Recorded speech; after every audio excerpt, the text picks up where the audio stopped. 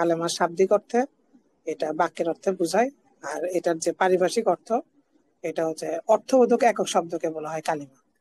এই অর্থবোধক একক শব্দ এটাই কিন্তু যে কোনো ভাষার প্রাণ। আরবি ভাষাতে আমরা যাই কিছু করি সবগুলোই কিন্তু এই অর্থবোধক একক শব্দ। এই অর্থবোধক একক শব্দ এগুলোকে বিভিন্ন কায়দায় জুড়ে দিয়ে আমরা বাক্য বানাই। হ্যাঁ, আমরা মনে ভাব প্রকাশ করি, লিখি। তো এই যে অর্থবোধক একক শব্দ, এটা তিন প্রকার: ইসিম, ফেল, হারফ। এই তিনের বাহিরে না। আজকে আমরা পড়বো যে ইসিম কাকে বলে। ইসিম হচ্ছে যে একটা একক অর্থবোধক শব্দ, যে শব্দটা তার অর্থ বুঝাতে স্বয়ংসম্পূর্ণ। সে তার নিজের অর্থ বুঝাতে কারো প্রতি মুখাপেক্ষী না, স্বয়ংসম্পূর্ণ ভাবে সে তার নিজের অর্থে বুঝায়। শর্ত হচ্ছে কি, যে এই অর্থের মধ্যে কোনো জামানা থাকা চলবে না, এই অর্থের মধ্যে কোনো ফেল থাকা চলবে না। জামানা মানে অতীত, বর্তমান, ভবিষ্যৎ, এরকম কোনো কাল এই অর্থের সাথে থাকা যাবে না। এটা হচ্ছে যে ইসিম। যে ইসিমের পাঁচটা আলামত আছে। যদি কোনো শব্দের সাথে এই পাঁচটা আলামত আমরা দেখি, তাহলে আমরা এক কথায় বলে দিতে পারবো যে এটা ইসিম। এই পাঁচটা আলামত কি: জ্বর যদি জের হয়, তানবিন যদি তানবিন থাকে, নেদা যদি কাউকে ডাকা হয়, তো যাকে ডাকা হচ্ছে সে হচ্ছে যে আপনার ইসিম হবে। আলিফলাম, কোন শব্দে যদি আলিফলাম থাকে। ইসনা দিলাই, কোন শব্দের দিকে যদি কাউকে সম্পৃক্ত করা হয়, মানে কারোর সাথে যদি কোনো কিছুকে সম্পৃক্ত করা হয়, তো যার সাথে সম্পৃক্ত করা হচ্ছে তো সে হচ্ছে যে নিঃসন্দেহে ইসিম হবে। এই হলো যে আমাদের আজকের পড়ার খুলাসা। আকসামুল কালিমা। আকসাম মানে হচ্ছে যে প্রকার। আকসামুল কালিমা মানে কালিমার প্রকার সমূহ। আমরা গত সবকে পড়েছি যে কালিমা কাকে বলে। কালিমা হচ্ছে কওলুন মুফরাদুন, অর্থবোধক একক শব্দ। এটা হচ্ছে যে কালিমা। আর আজকে আমরা পড়বো আকসামুল কালিমা, কালিমার প্রকার সমূহ। এই অর্থবোধক একক শব্দ এর প্রকার কি কি হতে পারে সেটা আমরা আজকে পড়বো। আল কালিমাতু সালাসাতু আকসামিন। কালিমা হচ্ছে যে তিন প্রকার: ইসমুন ওয়া ফি'লুন ওয়া হারফুন। আল কালিমাতু সালাসাতু আকসামিন। কালিমা তিন প্রকার: ইসমুন ওয়া ফি'লুন ওয়া হারফুন। ইসিম, ফেল এবং হারফ। আউয়ালান আল ইসম। তো আমরা প্রথমে ইসিমের পরিচয়টা সম্পর্কে জানবো। ইসিম কাকে বলে? ইসিম হচ্ছে হুয়া কালিমাতুন। ইসিম হচ্ছে এমন একটা কালিমা, এমন একটা অর্থবোধক শব্দ, দাল্লাত, যে শব্দটা বুঝায় আলা মানান, কোন একটা অর্থের উপর, ফি নাফসিহা, যে অর্থটা সেই শব্দের মধ্যে আছে, অর্থাৎ একটা স্বয়ং সম্পূর্ণ অর্থ, অর্থবোধক একটা পরিপূর্ণ একটা স্বয়ং সম্পূর্ণ অর্থ সে বুঝায় ওই শব্দটা। হুয়া কালিমাতুন, এমন একটা কালিমা, এমন একটা অর্থবোধক শব্দ, যে শব্দটা দাল্লাত আলা মানান ফি নাফসিহা, যে তার নিজের অন্তর্গত একটা অর্থের উপরে যে বুঝায়। মোট কথা, ইসিম হচ্ছে যে এমন একটা কালিমা, যে কালিমা তার নিজের যে অর্থ, সেই নিজের অর্থটা সে পরিপূর্ণ সে বুঝাইতে পারে। হইতে পারে যে সে একটা পরিপূর্ণ ভাব সে প্রকাশ করতে পারে না, এটা হতেই পারে, কারণ একটা একক শব্দ তো কখনোই পরিপূর্ণ ভাব প্রকাশ করতে পারবে না যেভাবে একটা বাক্য প্রকাশ করে। কিন্তু ইসিম হচ্ছে এমন একটা শব্দ, যে শব্দের নিজস্ব যে অর্থটা, এই অর্থটা সে পরিপূর্ণ প্রকাশ করতে পারে। এটা হচ্ছে যে একটা বিষয়। হুয়া কালিমাতুন দাল্লাত আলা মানান ফি নাফসিহা, যে তার নিজের অন্তর্গত অর্থটা যে বুঝায়। এবং দ্বিতীয় বিষয় হচ্ছে ওয়ালাম তাকতারিন, সে মিলিত হয় না। ওয়ালাম তাকতারিন, সে মিলিত হয় না বি জামানিন, কোন জামানার সাথে। অর্থাৎ তার অর্থের মধ্যে কোনো জামানা থাকে না, কোনো কাল থাকে না, অতীত, বর্তমান, ভবিষ্যৎ এরকম কোনো কাল থাকে না। তাহলে প্রথমত সে তার নিজের অন্তর্গত অর্থটা বুঝায়। দ্বিতীয়ত লাম তাকতারিন, সে মিলিত হয় না কোনো জামানার সাথে, অর্থাৎ তার অর্থের মধ্যে কোনো কাল পাওয়া যায় না। নাহভু, উদাহরণ: মোহাম্মদ, ফাতিমা, কলামুন একটি কলম, কিতাবুন একটি বই, সাজারাতুন একটি গাছ, বাইতুন একটি বাড়ি, কারমুন উদারতা, বুখলুন কৃপণতা। তাহলে এই প্রত্যেকটাই হলো যে ইসিমের উদাহরণ। এর মধ্যে মোহাম্মদ, ফাতেমা, কলাম, কিতাব, সাজারা, বাইত, এসব গুলো হচ্ছে যে নাউন। আর কারম, বুখল, এই দুইটাও তো নাউন। তো এই সবগুলো হচ্ছে যে ইসিম। এখন একটু ব্যাখ্যা করবে এখন। ফাকুল্লু কালিমাতিন, সুতরাং প্রত্যেকটা শব্দ, মিনাল কালিমাতিস সাবিকাতি, ফাকুল্লু কালিমাতিন মিনাল কালিমাতিস সাবিকাতি। সাবিকা মানে হচ্ছে যে যেটা পূর্বোক্ত, সাবিকা মানে যেটা হয়ে গেছে, পূর্বোক্ত। তাহলে ফাকুল্লু কালিমাতিন প্রত্যেকটা কালিমা, মিনাল কালিমাতিস সাবিকাতি পূর্বোক্ত বা উল্লিখিত কালিমাগুলোর মধ্য থেকে, অর্থাৎ এখানে যে উদাহরণগুলো গেল মুহাম্মদ, ফাতেমা, এই উদাহরণগুলোর কথা বলতেছে। ফাকুল্লু কালিমাতিন মিনাল কালিমাতিস সাবিকাতি, সুতরাং পূর্বোক্ত কালিমা সমূহের মধ্য থেকে প্রত্যেকটা কালিমা ইসমুন, ইসিম। কেন? লিআন্নাহা, কারণ সেগুলো তাদুল্লু বোঝায়, আলা মানান ফি নাফসিহা, আলা মানান এমন একটা অর্থের উপরে, ফি নাফসিহা যে অর্থটা তার নফসের মধ্যে, তার আত্মার মধ্যে, তার নিজের জাতের মধ্যেই আছে। অর্থাৎ সে তার নিজস্ব একটা অর্থের উপর সে বুঝায়। লিআন্নাহা তাদুল্লু আলা মানান ফি নাফসিহা, কারণ তা বুঝায় এমন একটা অর্থের উপরে, ফি নাফসিহা যে অর্থটা তার জাত, তার সত্তাগত, এবং এবং লাম তাক্তারেন এই অর্থটা মিলিত হয়নি বিজামানেন কোন কালের সাথে, কোন জামানার সাথে। সুতরাং এই দুটো শর্ত যার ভিতরে পাওয়া যাবে যে কালিমার মধ্যে, সেই কালিমাটা হচ্ছে যে ইসিম। এরপরে ইসিমকে চেনা সহজ হওয়ার জন্য ইসিমের কিছু আলামত, কিছু চিহ্ন বলা হচ্ছে। আলামাতুল ইসমি, ইসিমের আলামত সমূহ। লিল ইসমি আলামাতুন, ইসিমের কিছু আলামত আছে। তুমাইয়িজুহু, যে আলামত গুলো তুমাইয়িজুহু তাকে পৃথক করে, আনিল ফি'লি ওয়াল হারফি, ফেল এবং হারফ থেকে। আমরা জানি যে কালিমা তিন প্রকার, ইসিম, ফেল, হারফ। তো ইসিমের এমন কিছু আলামত আছে যে আলামত গুলো ইসিমকে কালেমার অন্য দুইটা প্রকার, ফেল এবং হারফ থেকে আলাদা করে, পৃথক করে। লিল ইসমি আলামাতুন, ইসিমের এমন কিছু আলামত আছে, তুমাইয়িজুহু যে আলামত গুলো ইসিমকে পৃথক করে, আনিল ফি'লি ওয়াল হারফি, ফেল থেকে এবং হারফ থেকে।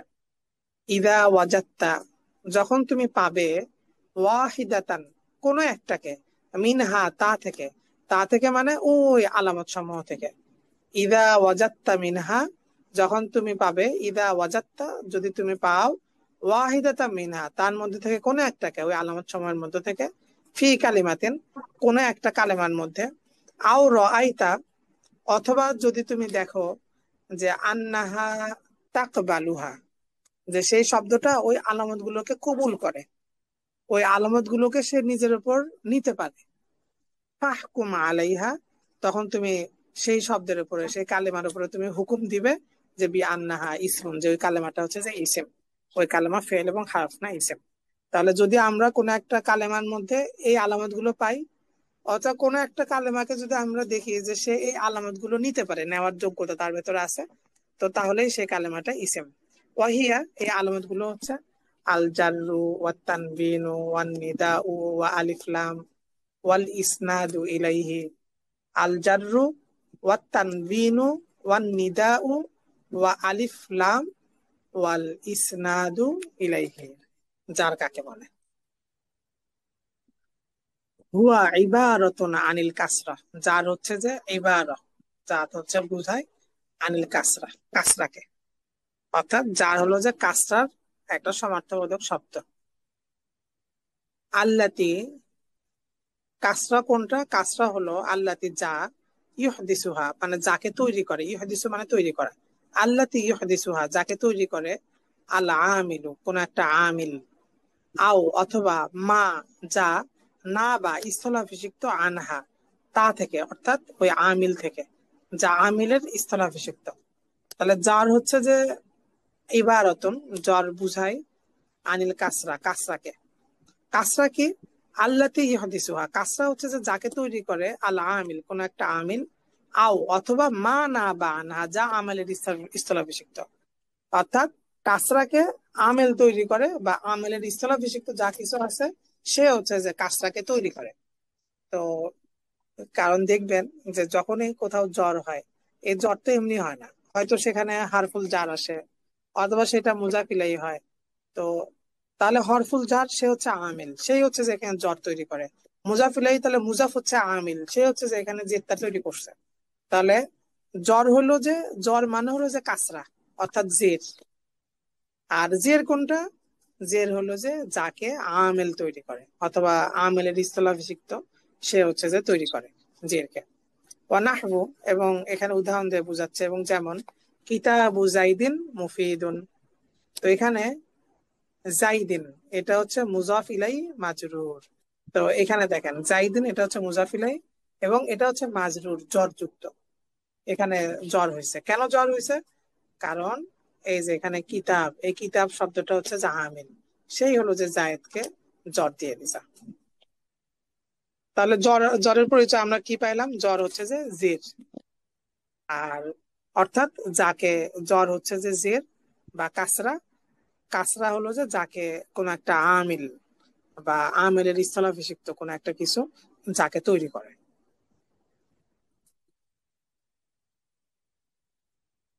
এরপর তানবিন। তানবিন কাকে বলে? তানবিন হচ্ছে যে নুন সাকিনা, একটা সাকিন যুক্ত একটা নুন। তাতবাউ আখির আল ইসমি লাফজান। তাতবাউ আখির আল ইসমি, যেটা অনুগত হয় ইসিমের শেষে। তানবিন সবসময় দেখবেন যে শব্দের শেষে আসে। তাহলে তানবিন হচ্ছে যে একটা সাকিন, একটা যজমযুক্ত নুন, যে নুনটা হচ্ছে যে তাতবাউ আখির আল ইসমি, ইসিমের শেষে আসে লফজান, উচ্চারণের দিক থেকে। তাহলে তানবিন হলো যে একটা সাকিন যুক্ত নুন, যে নুনটা আসে ইসিমের শেষে। এটা উচ্চারণে আসে, কিন্তু লিখতে কিন্তু আসে না, উচ্চারণে আসে, সেটাই বলতেছে লফজান। এটা উচ্চারণে আসে, কিন্তু এটা লিখতে আসে না। সেটা আবার সামনে বোঝাচ্ছে অতুফা রেকুহু, এবং ওই শব্দ থেকে সেটা বিচ্ছিন্ন হয় খত্তন, লেখার দিক থেকে। তাহলে শব্দের শেষে আসে লফজান, উচ্চারণের দিক থেকে। ওয়া তুফারিকুহু, আবার শব্দ থেকে বিচ্ছিন্ন হয়, মানে শব্দের শেষে এটা খত্তান, লিখিত আসে না। মানে এটাকে আমরা বাংলায় সহজ করে বলতাম যে এটা উচ্চারণে আসে, লেখায় আসে না। কিন্তু আরবিতে এইভাবে বলে। হ্যাঁ, যে বলতেছে দেখেন যে তাতবাউ আখরাল ইসমি লফজান, শব্দের শেষে এটা উচ্চারণের দিক থেকে আসে। ওয়া তুফারিকুহু, আবার এই শব্দ থেকে সে বিচ্ছিন্ন হয়ে যায় খত্তান, লেখার দিক থেকে, মানে এখানে লিখিত এটা আসে না। লিল ইস্তিগনা আনহা বি তাকরারি শাকলাতি ইনদা জব্তি বিল কলামি। লিল ইস্তিগনা আনহা বি তাকরারি শাকলাতি ইনদা জব্তি বিল কলামি। আচ্ছা, এইটা